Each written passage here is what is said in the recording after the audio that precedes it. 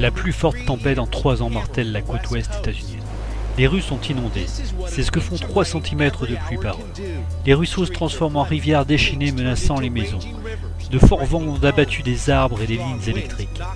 Dans Foothills, à l'est de Los Angeles, la boue glisse. Plus de 1000 maisons ont été évacuées. Les banlieusards n'étaient pas prêts pour des torrents de pluie. Avec près d'1 mètre d'eau dans certains endroits, l'eau s'étend jusqu'à 32 km. Trop d'eau et de boue. Les écoles ont été fermées et la poste a suspendu ses livraisons. On pronostique encore plus de pluie. De grosses vagues brisent les fenêtres de ce restaurant et les clients se précipitent vers la sortie. Les tempêtes et la houle s'écrasent haut et fort en Californie du Sud, passant par-dessus cette jetée, poussant des bateaux à terre et blessant 2 travailleurs, après que des vagues successives soient entrées dans un autre restaurant de l'océan. Kansas City, plus tôt ce matin. À l'aéroport, la visibilité était quasi nulle. La neige qui tombe en masse de façon discontinue n'est pas juste de la neige. On parlera de neige et de glace, et on devrait en retrouver 15, 18 ou 20 cm dans beaucoup d'endroits. Durant la nuit, une tempête se déplaçant rapidement a recouvert les routes d'Oklahoma City d'une dangereuse couche de glace. À Denver, la neige et le verglas ont été blâmés pour avoir provoqué cet énorme carambolage, tuant au moins 1 personne et blessant plus de 20 personnes. Durant la nuit, au Montana, notre premier aperçu d'une maison détruite par une avalanche qui a enseveli 3 personnes, dont un garçon de 8 ans. Avec une pelle à la main, les voisins les ont sauvés. Tous les 3 récupèrent maintenant. En Pennsylvanie, où les habitants se préparent à recevoir 30 cm de neige, ils stockent actuellement des montagnes de sel. 20 000 fois plus qu'après que la dernière tempête les ait forcés à en trouver encore plus. Même les chutes du Niagara sont incapables de gagner leur match contre le froid mordant de Mère Nature. 60% de ces eaux tumultueuses sont gelées. Les grands lacs sont presque complètement gelés. Les chercheurs fédéraux disent qu'en date de dimanche, la glace recouvrait 90,5% de la surface du lac. C'est l'un des pourcentages les plus élevés jamais enregistrés. Des centaines de canards ont été retrouvés morts le long des lacs Erie et Ontario. Le ministère de la Protection de l'Environnement affirme que la cause est due à la vaste couverture de glace sur les lacs cet hiver.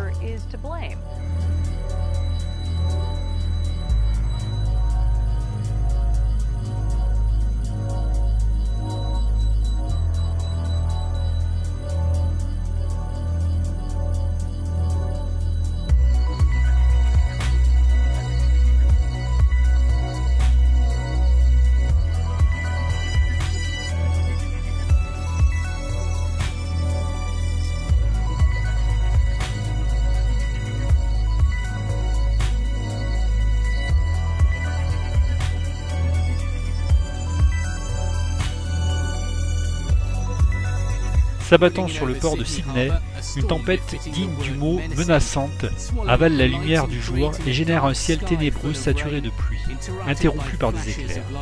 Certains résidents ont utilisé Twitter pour qualifier cette tempête d'apocalyptique. Mais ce n'est pas la fin si vous avez écouté les spécialistes de la météorologie. Ils disent que d'autres tempêtes sont possibles dans les jours à venir.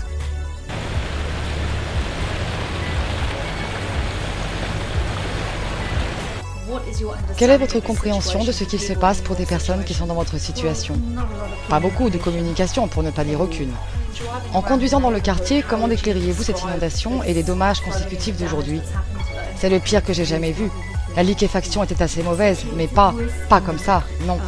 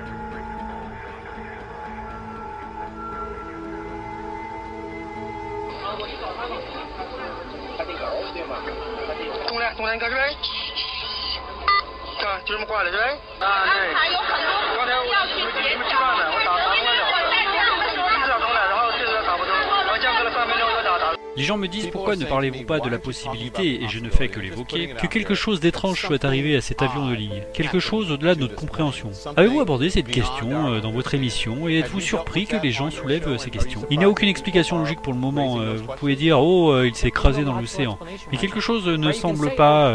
Où sont les différentes parties de l'avion? Où sont les pièces? Pourquoi ont-ils continué à voler pendant 7 heures? Pourquoi avez-vous un gars à bord qui donne sa montre et sa bague à sa femme et dit « Garde ça pour mes garçons au cas où quelque chose m'arrive ». Ce n'est pas un inconnu, il est ingénieur en mécanique. Quelque chose sent mauvais, vous savez. Cette information arrive en direct dans la salle numéro 10 du studio local. Mais jetez donc un coup d'œil et regardez le feu qui brûle à Constance et à Christie. Le département des forêts confirme qu'il travaille sur ce feu de broussailles. C'est à l'ouest de Weston et à 8 km à l'ouest de l'US 27, dans les Everglades et en Floride. Foresti nous dit que le feu a commencé hier et que jusqu'à présent, écoutez bien, 101 hectares ont brûlé. Et vous pouvez voir à quel point les flammes sont toujours aussi fortes. Nous n'en savons pas beaucoup sur la provenance du bruit, mais certains d'entre vous racontent l'avoir entendu. J'ai entendu un bruit très fort. J'ai juste entendu un grondement. J'ai entendu une explosion plutôt forte. Un bruit si fort que certains d'entre vous disent avoir commencé à être inquiets que vos foyers et entreprises ne se mettent à trembler. En fait, comme je l'ai dit, je m'attendais presque à voir un nuage en forme de champignon au loin lorsque je suis sorti. Mais pourtant, le mystère demeure irrésolu.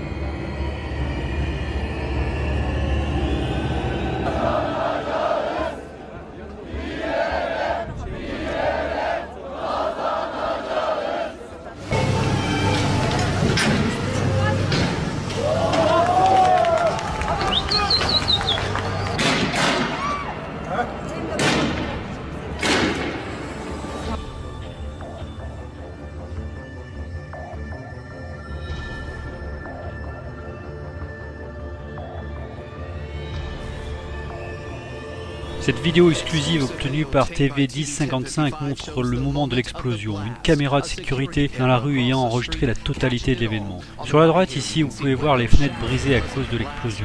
Puis ici sur la gauche de la fumée se déversant dans la rue où les deux bâtiments ont explosé. L'énergie de la déflagration était suffisante pour propulser en arrière un homme marchant sur le trottoir. Un angle de vue différent montre ensuite un nuage de débris et de cendres qui emplissent la rue. 2 jours après, les enquêteurs de la tragédie de Conneaut sont toujours à la recherche de la fuite de gaz qui aurait apparemment causé l'explosion. Une doline plutôt importante s'est ouverte aujourd'hui juste derrière le palais de justice fédéral de Moakley, à Boston dans le Massachusetts. Vous pouvez constater que les briques effondrées en forment un gouffre de 80 cm. Actuellement, il y a une clôture autour de la doline. Bien sûr, beaucoup de chercheurs viennent la voir. Pour le moment, ils disent que personne n'a été blessé.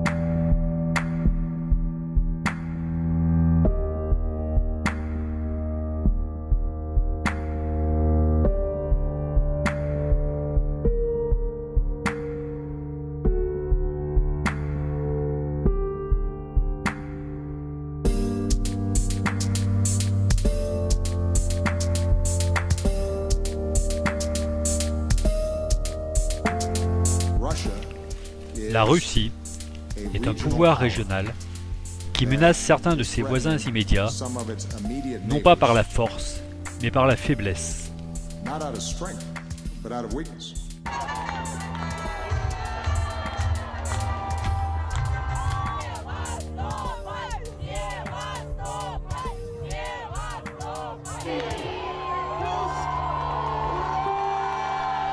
La Crimée a vu prendre place un référendum en accord avec les procédures démocratiques et le droit international.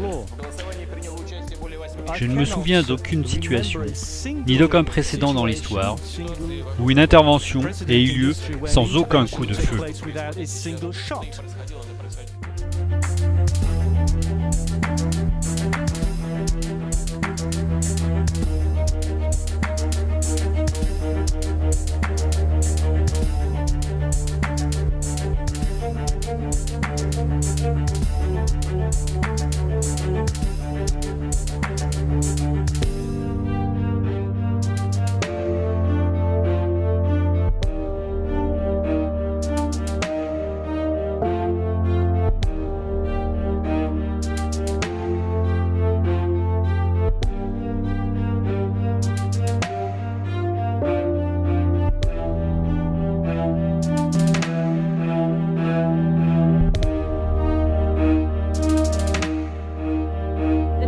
Le nombre de morts dans les glissements de terrain massifs de l'État de Washington s'élève maintenant à 29. 20 personnes sont toujours portées disparues et les équipes de recherche utilisent de l'équipement lourd afin de passer au peigne fin des tonnes de boue et de débris.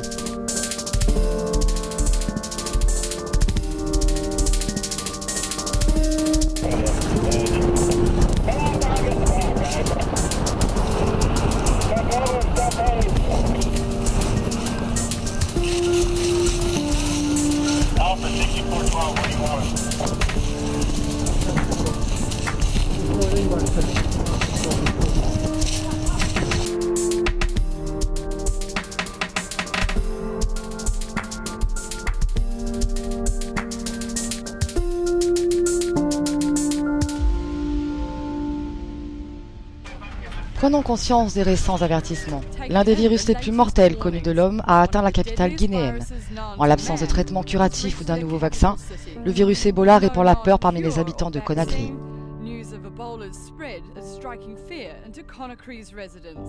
C'est la première fois que nous avons ce type de maladie en Guinée. Et c'est la première fois que le gouvernement est confronté à une maladie qui n'a pas de solution. Nous sommes en Nouvelle-Écosse, Canada, et c'est la résidence des vents, les Suèdes, au sud-est et plus à l'est en ce moment. Avec des rafales à près de 170 km/h, vous ne pouvez pas tout à fait rester avec le vent dans le visage parce que votre visage se fait sabler. Oh, ça va.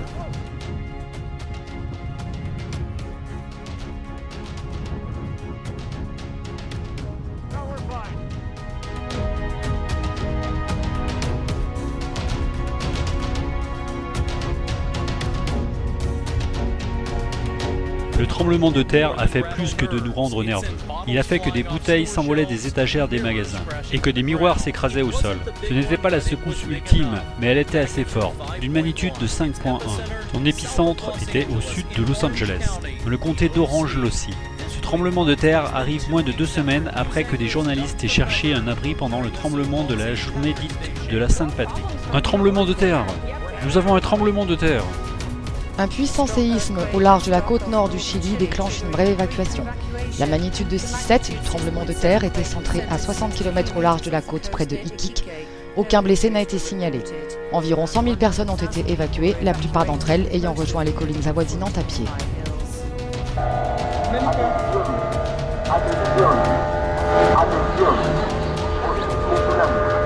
Mantenga la calma y evacúe con tranquilidad hacia zona segura.